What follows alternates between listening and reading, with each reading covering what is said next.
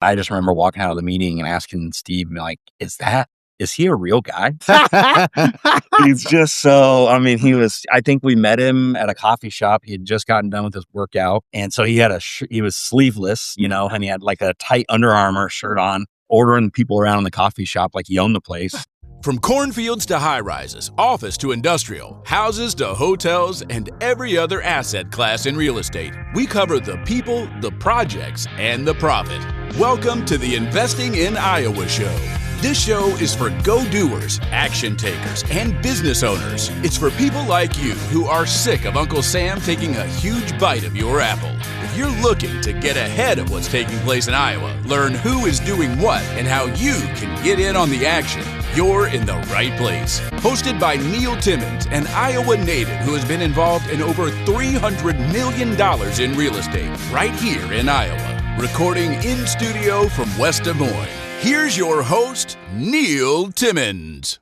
Nathan Drew, Scott Kelly, welcome to the show. Thanks for having us. Great to be here. I'm excited you're here. Say, for the audience's sake, who are you? Where are you from? What do you do? Scott Kelly from Newton, I guess, technically. We do land development and land brokerage services. We graduated, you and I, and worked at People's Company for close to a decade as, I guess you've had Steve on. Steve Brewer's kind of right-hand guy.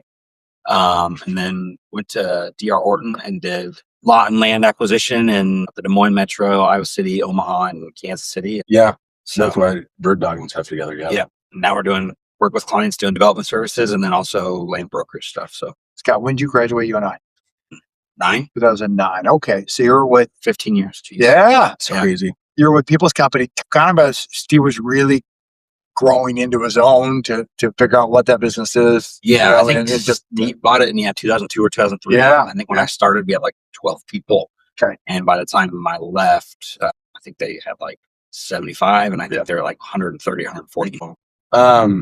So again, my name's Nathan Drew, and Scott and I each have our own brokerages. Mine's Drew Realty. It's a one-man shop, just like Scott.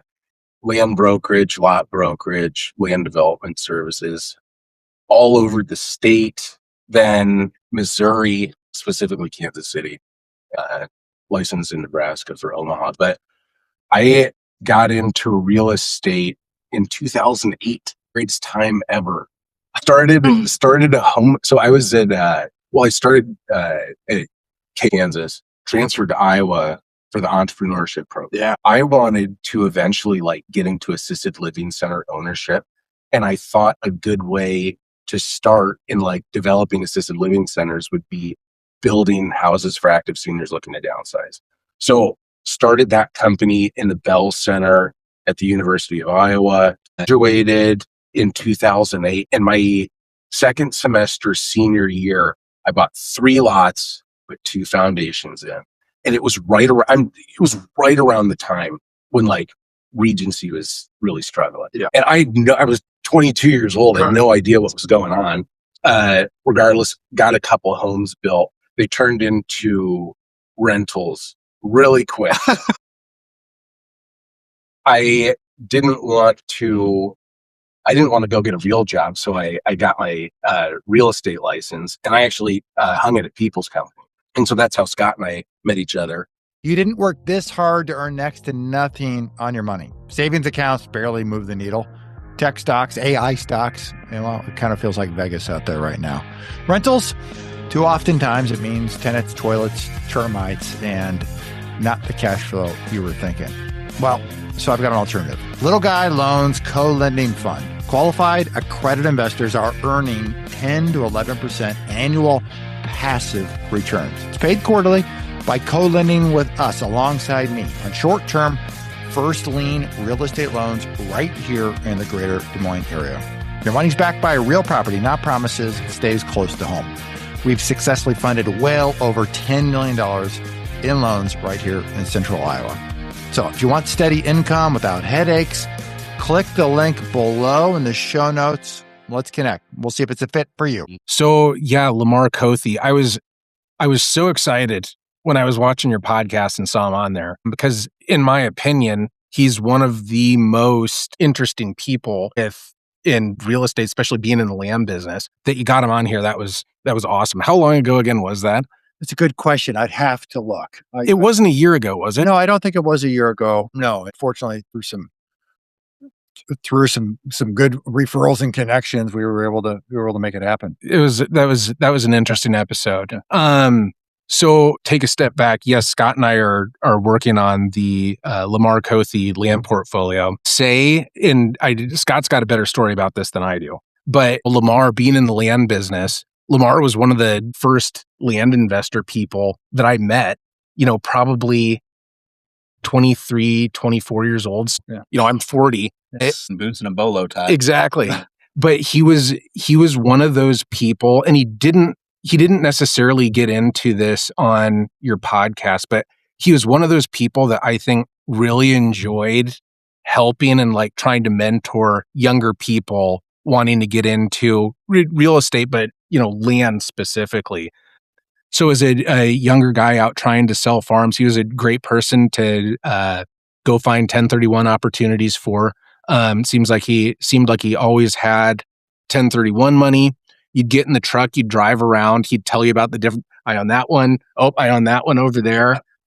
But as a young guy in the land business in my 20s, it was a lot of fun going in and working for him. Will you because your story with Lamar is more interesting. We just give a quick background with it. Yeah, I met Lamar. I mean, it had to have been one of the first couple weeks that I was in real estate when I started a People's Company with Steve Brewer, and Steve had known Lamar for quite some time at that point, and he introduced me to Lamar. And I just remember walking out of the meeting and asking Steve, like, is he a real guy?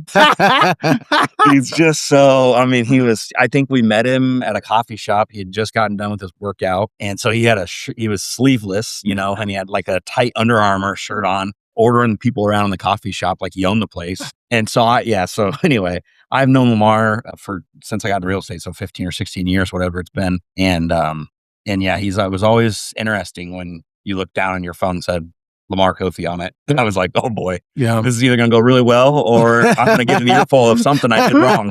So yeah, it was always interesting. That's true. Yeah. That's a good way to put it. You dealt with him for a long time, Scott. Just dealing with transactions for years and years. Yep. When we initially got approached about the portfolio, I was like, well, I know 75% of this stuff already. The only stuff I didn't know was maybe the stuff he had bought in the last like 3 years or something. Yeah. It was a lot. But yeah, so I'd already had it mapped out and everything, prior to, so we were ready to rock and roll from the jump. But it's been interesting. I mean, they've gotten appraisals on every single piece. And so matching that with, sometimes appraisals, they're not usually lower than the value, market value, but so matching that with market value has been kind of a process, but we're slugging through it. I don't know, is there 5 or 6 that are under contract already? It sounds right. Roughly how many acres is there? Just over 9,000. Just over 9,000. How does, if it changes at all, but how does his passing alter the development of ultimately and the progress in this city, if it changes at all? I didn't know how his viewpoint, being alive and how he would handle the sales and the development thereof. Yeah, there's Lamar, every piece that he bought, he truly believed was the best piece in the metro. So a point of that is he thought there's what Lamar thought they were worth and will probably be worth in 5, 10, 15 years. He'd always say, this one isn't mature enough yet. This one isn't. Right. So he always wanted to wait till it was like you could get its highest and best use. And that was often the dollar figure that he had at any given time. But right. Nathan and I, for the last 15 years, have been referring to it as specifically the Lamar circle. Yeah. Meaning he doesn't necessarily buy the piece that's connected to utilities, but he would look at the 80 next to it and, maybe 2 or 3 miles out. That's specifically for the Des Moines Metro. And he did own some stuff around Iowa that wasn't necessarily in Des Moines, but the vast majority of the stuff he owned was around the Metro. So to your question, there's a couple buyers that would still look in what I would call the Lamar circle, but it was always like, let's call Lamar first and see if he's interested. Yeah. To that end, his stuff that's coming to market, it's not all necessarily hooked to utilities and going to be developed tomorrow.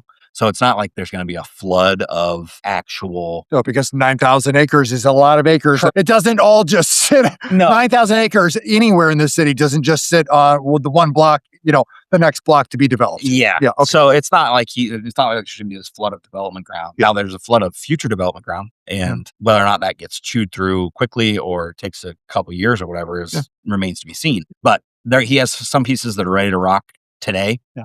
And we can get into that a little bit. That's kind of a good segue for you actually. Well, so like I'm doing a sealed bid auction on 6 of the different pieces, 1,000 acres of development ground. 2 of them are like ready to rock now. Then another one is probably a couple years away. And then the other 3, it's more of that, what I like to call, somebody's going to be land banking those, meaning they'll become development pieces at some point, but it's going to be a few years. Regardless, like he said, Scott, if you look at his portfolio, he was really good at buying good farms in the future development areas. And some of the ones that you've got listed, those are good farms. Yeah, he would look at location first usually to see what it was like and how much was going to be able to be developed. Excuse me. But yeah, a lot of the stuff when we started going through it and pulling soil maps and everything, I was like, shit, this is another 85 CSR farm. And so we're working through the portfolio. There's a few other agents that are involved, kind of just based geographically. He had some stuff kind of up in Jefferson, Carroll area. He had some stuff in Blackhawk counties. So, we got some stuff listed basically east of Altoona, Pleasant Hill area, all the way down to Pleasantville. Actually, there's a big rec piece, 430 acre rec piece, and a few of those farms that are, mid 80s CSR, high 70s CSR. They're on pavement and they're, a mile and a half from city limits. Yeah. So it's like, you got a good farm. At some point, it's going to be developed. It's not ready to go yet today. You can get some acreages on a couple of these pieces. So, working through those values has been interesting. There's got to be some uniqueness as a result of that because, not every piece of ground, I imagine, is the same. Correct. Yeah. So it's just been, you got to take every one of them is different. I mean, even the ones that Nathan's going to seal bid are really, really good farms and they're in really, really good areas. And those ones east really of Ankeny are like legit really good farms. Yeah. And then the one west of Waukee, between Waukee and Adel that he's got, that's 160. No, that's 210. 210. That's 85 CSR. Yeah. Wow. Just what is it? Less than a mile west of Apple stuff. Yeah. So I mean, it's right there, just north of Highway 6. But then it's like, and so that you've got the 3 east of Ankeny, you've got the Apple one, then the West Des Moines one's over by where like DR Horton's developing. It's got sewer on the south side. Yeah. So it's split by veterans. So you got north and south. Then there's one on the southeast side and 190 acres with, it's going to be a mix of zonings. So yeah, it's been probably 3 months in the works, but it's been a lot of fun. As you can imagine. I mean, when you spend, have been in real estate now for 18 years come May. Jeez Louise. But older every year, buddy. Seriously, man. Feel like it? Yeah. Yeah. Especially when the 3 of us will talk, we'll get together off of this format. We'll talk and we're like, my heavens, when you look back. Yeah. Some of the old timers who were around when we started, and like, they aren't around anymore. Well, I keep saying 5 years ago, as if 5 years ago was 2015. Right. And that's like 2021 now. Yeah. I'm like, holy shit, 5 years. That's so like when you're in the land business, specifically like the development land business, this portfolio is like as much fun as you can have with anything. Yeah. Well, I mean, it's got to be practically once in a generation opportunity. Completely. You can name on one hand, I suspect, how many people out there have this level of ground. Yep. Especially in Iowa. And certainly in central Iowa. Right. Yeah. And it's not that we were talking about this the other day, just like if none of this was in the Lamar Cothey circle, again, the next piece, transitional development, whatever you want to call it. If it was pure ag farms in the middle of, different counties and it was good stuff, you could run through this all day long and have buyers showing up. Almost all of these pieces have some type of development component or future development component. Yeah. So the buyer pool gets smaller and it just becomes you're working. They get smaller because there's value, and it's got to be very challenging to ascertain what the value is at a market level, because it's really done at an individual level, and then you're going to find out where the market is. Yeah, and you got guys that are saying, why would I spend $6,000 an acre and get a short 80 when I could go spend 8,500 an acre and get 100 and 160 somewhere. That's right. So you gotta find the buyer that also sees the future potential in these as well. Right. And a lot like the ones that Nathan's talking about, you're probably going to be more developer. Yeah. So it's like land speculator types. Yeah. So there's also different product types as well. Does that become challenging meaning I'll further that? Great. There's plenty of developers out there. There's plenty of people want to land bank, but you're bringing a lot of inventory to market. Is there only so much money that wants to get put to work at any given point in time? You're saying bring it to market, and it's like it's not necessarily everything's coming, on the market at once. I'd say farms are for sale, but it's not like all of this stuff is going to be sold, this year. No. So, what that runway looks like, I don't know. Yeah, 9,000 acres isn't getting sold in 2026. I mean, that's just not going to happen. But yeah, I mean, to your point, there's 210, 170, 500 acres over there in Northeast Anchor. Yeah, just over. Is the stuff that's most ready to develop the stuff being sold first? Not necessarily. So like and again, so it's 9,000 acres comprised of, 72 farms with pieces of ground in obviously different areas, but that have different like timing on when they're ready to go. It's not necessarily that the first ones that are coming up for sale are the ones that are ready to be developed soonest. Some of those will be, I think the trust is comfortable holding on to it until that right buyer for the absolute, like Lamar would say, it's at its mature, at its highest and best use. They're very comfortable holding on to some of those. He's got a bunch of industrial ground up by Facebook. Yeah. Oh, sure. And Amazon. Yeah. He just, before he passed, maybe it was a year ago, 2 years ago, I don't know. He sold an 80 up there for like $10 million. I mean, so there's a couple of farms up there that one's a, short 150, one's another 80. It's got a little 30 acre. I mean, they're going to wait for retail prices. Yeah. Yeah. And that apparently is, $3 to $4 a foot, whatever that came out to. Right. There just aren't, unless you land an Amazon or somebody, you're not going to go up there and spend. No. So those are not getting sealed bids. These would be ones that guys, more single family, maybe some medium density stuff. Yeah. And then again, some of those land banking opportunities that are, still pretty close. Yeah. So it's just been a mix of product. Mix of stuff. Yeah. Well, and so that's like, you talk about what we're doing, like that's kind of the value that like Scott and I can bring to this is understanding like timing on this stuff, but also again, with the component of these being future development deals, being able to conduct that preliminary due diligence. A random person driving by will say, yeah, that's a farm, but Scott and I know what goes into each one of those, and it takes a lot of time figuring that out so we can communicate it to the market. Right. So that's what's been taken up 50 hours a week for the last 3 months. Yeah. Figuring all that stuff out. There's a couple pieces that are not on the market, but like one of them you would drive by and say that can be developed tomorrow. Yeah. What you don't know is that it's not annexed. If you did annex it, you create an island, and the city won't do that. So one, you got to have all the neighbors get annexed. 2, sewer might look like it's right there, literally adjoining it, but it actually comes from the creek a quarter mile to the east. So you got to annex everything west, and you got to get sewer from the east. So it looks like it could be developed today. It cannot. If you're a house flipper, execute the BRRRR strategy or do double closings and are in need of money, Little Guy Loans is your go-to lender here in the Des Moines area. Time is money. Loan approvals in 24 hours. Closings in 5 days. Little Guy Loans was founded by Neil Timmins, an investor just like you. Since he has been in over 10,000 homes in Des Moines, there's never an appraisal. Houses, multifamily, and commercial property loans up to $1 million. Check out www.littleguyloans.com.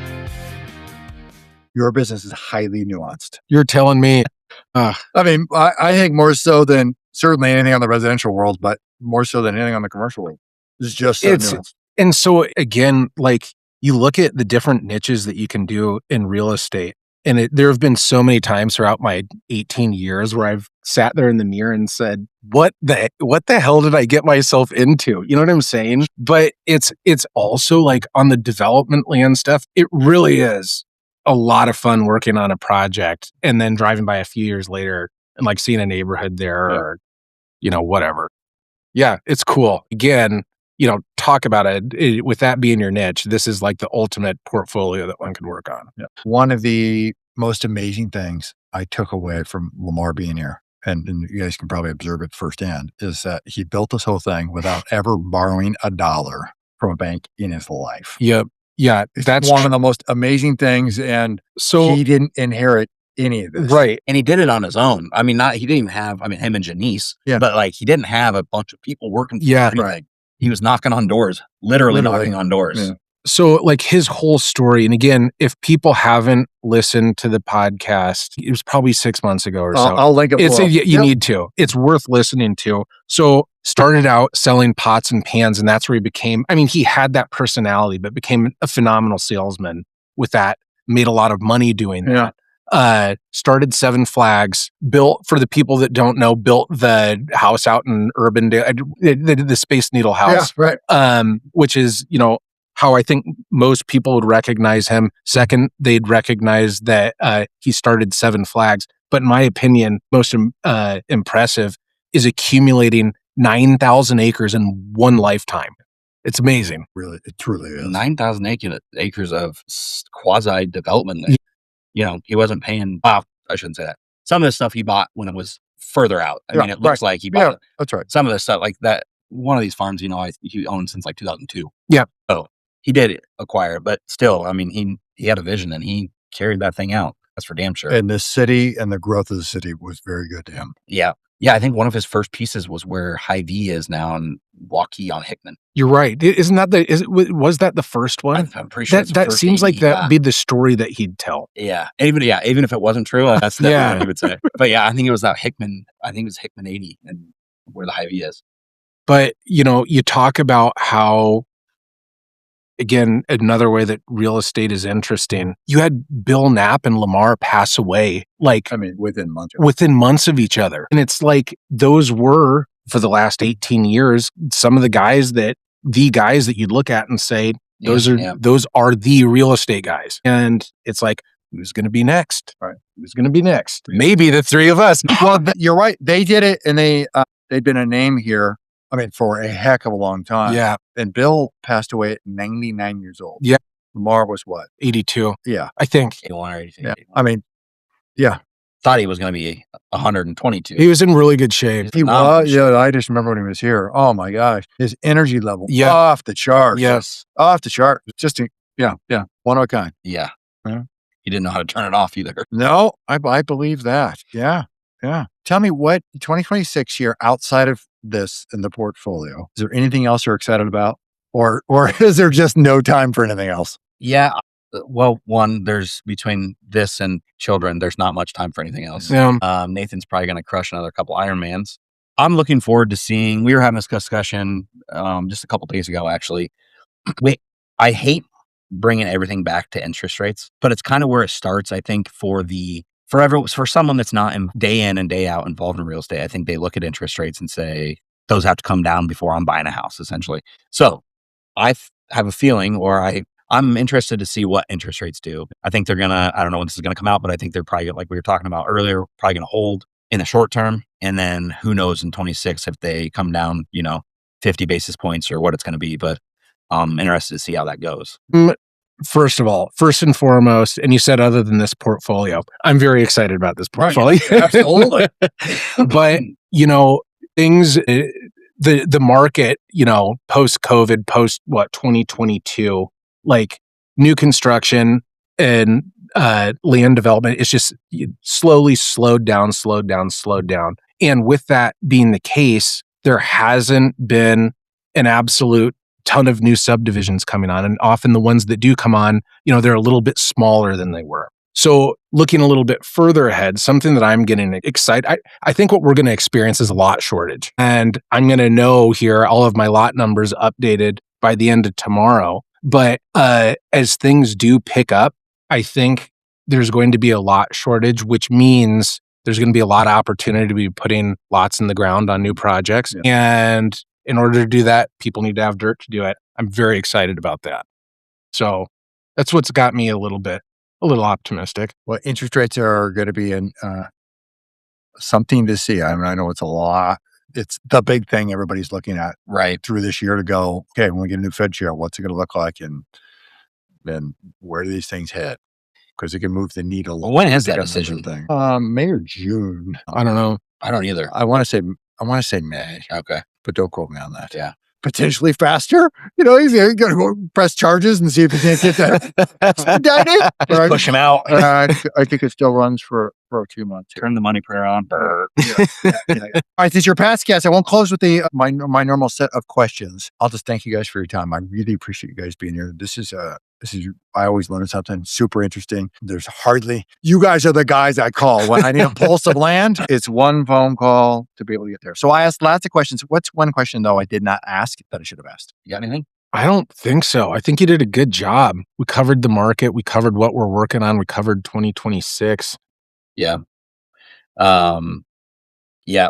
Just a quick plug. If you've got a client or you are personally interested in some of the stuff, Nathan's email is nathan@drewrealtyusa.com. Yep. And then I've got some stuff listed as well. It's not sealed bid, but it's scott@.com.